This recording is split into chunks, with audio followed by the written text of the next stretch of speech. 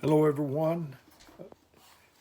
This I just wanted to make a short video. Hopefully, this came to my mind, and I want to share it with you. I'm gonna read 5 verses. I think I'm gonna concentrate on one of them, but anyway, it says I'm gonna be in Luke 10:17 through 21, and verse 21 is the one I want to concentrate on. But it said, "And the 70 returned again with joy, saying, Lord, even the devils are subject unto us through thy name.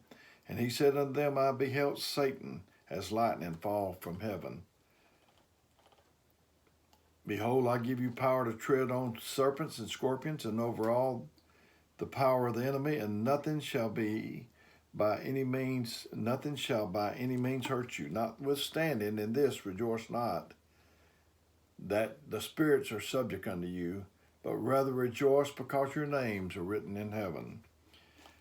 Now this is the verse 21. In that hour, Jesus rejoiced in spirit, and said, I thank thee, O Father, Lord of heaven and earth, that thou hast hid these things from the wise and prudent, and hath revealed them unto babes. Even so, Father, for it seemed good in thy sight. I was thinking about this, and I was thinking about babies and how they learn. They learn to walk. They fall. We don't get on to them. We just put them back up, and they keep on going. But you have to be teachable in the ways of the Lord to get any help. And I think about the people that taught me. I've told you about wise men like Brother Lige Holland and Brother Hubert Sampson. Those people certainly taught me, but I've learned from children. You can learn from anyone if you'll just let yourself. My grandson, I told you the story earlier of me and him in the Nintendo. There was another time that we were together. He loved to spend the night with us, and he loved to sleep on my arm. We was just really good buds. And this particular afternoon, I worked for Carnation Company. It became Nestle Food Company, and we had candy, and I'd have some at the house, and we had these little Easter eggs, miniature, real small, and so he got a hold of them one afternoon that he was going to spend the night with us. No telling how many he ate, and he was almost like he was bouncing off the walls. So I got ready to go to bed, and I was a little miffed at him for being kind of like he was, and so I said, I'm going to bed, and pretty grouchy. That's pretty grouchy. And I went and laid down, and I was feeling like a heel. I thought, man, I wished I could have not done all of that, because me and him was good buddies, and I was afraid that was going to drive him further away from me. So I landed there, and I was thinking about it, and I heard some little footsteps coming down the hall. And I thought, oh, no, surely not. He's not coming back here after that. And I felt like saying, go back, there's a grouch in this bed back here. But I didn't say anything, and he came on, and he stood at the end of the bed, and he said, Papa, could I lay down with you? And I was amazed. I said, yeah, go ahead. And then when he did, he always wanted to lay on my arm at night. And he said, Papa, can I lay on your arm? And I said, yes, you sure can. And I just was about to bust. So I felt like I needed to say something. So I said, Grant, Papa's sorry. And he looked at me with an incredible look, like he could not believe what was coming out of my mouth. And I said, Grant, would you forgive me?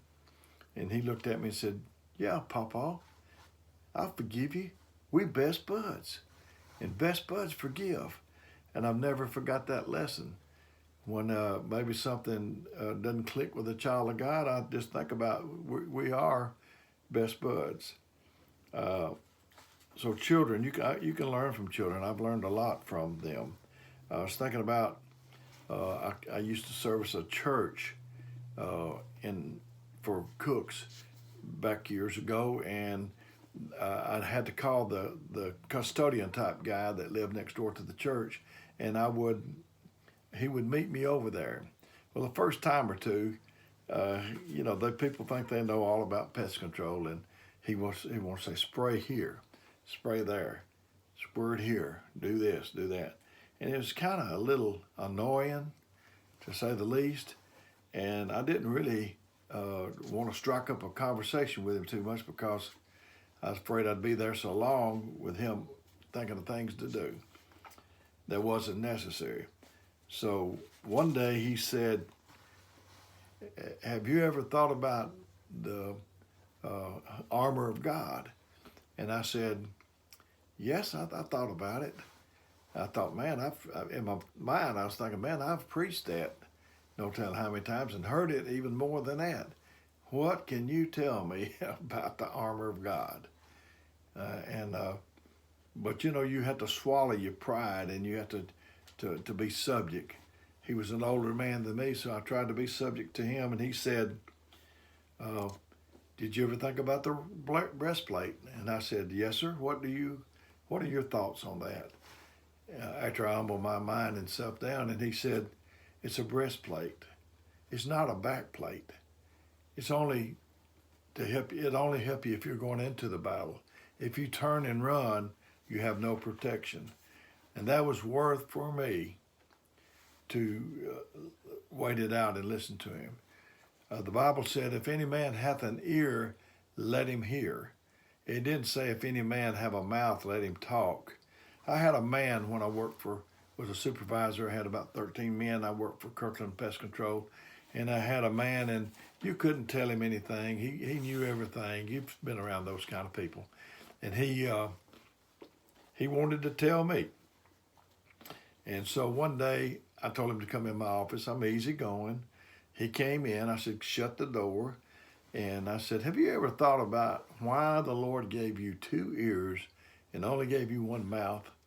And he just dropped his head. And I said, "You've heard this before, hadn't you?"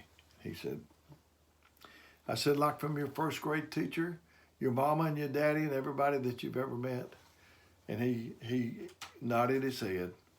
But he never did learn. He never learned, and he wasn't with that company much longer.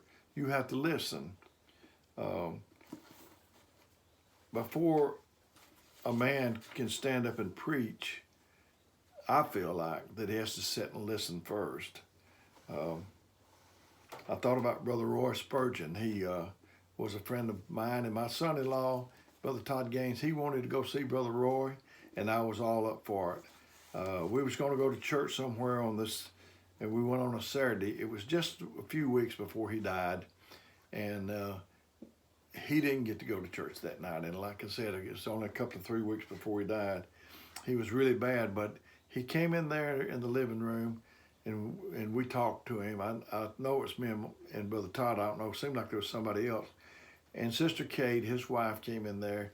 And Brother Roy, I'm telling you, he was in a talkative mood. It just thrilled him. And it kind of worried Sister Kate, and she got up behind his head, and she was doing like that. He couldn't see her, but we could. And I knew she was apologizing because he was on such a roll. And I said, "Sister Kate, I knew what I knew when I came down here. I came to find out what he knew." That seems to be the trouble to me. People's always wanting to tell you what they know, but you learn a lot more by listening. I know when my dad, he didn't have the Holy Ghost. He didn't have any religion, but when I was little, nobody came over. We didn't have church friends. We had like family. And if I was sitting in the living room where these adults were, I knew not to talk. I knew the only way, I believe, if I remember right, it's been years ago, but I believe if I had to go to the restroom, I even had to raise my hand. I was not to speak in front of other adults.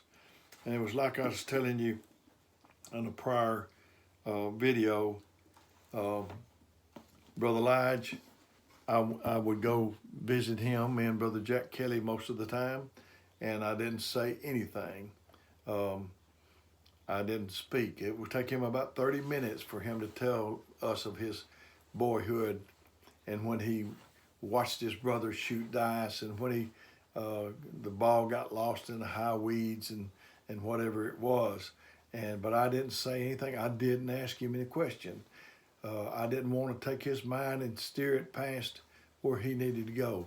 So I was so glad that I listened. You learn more by listening.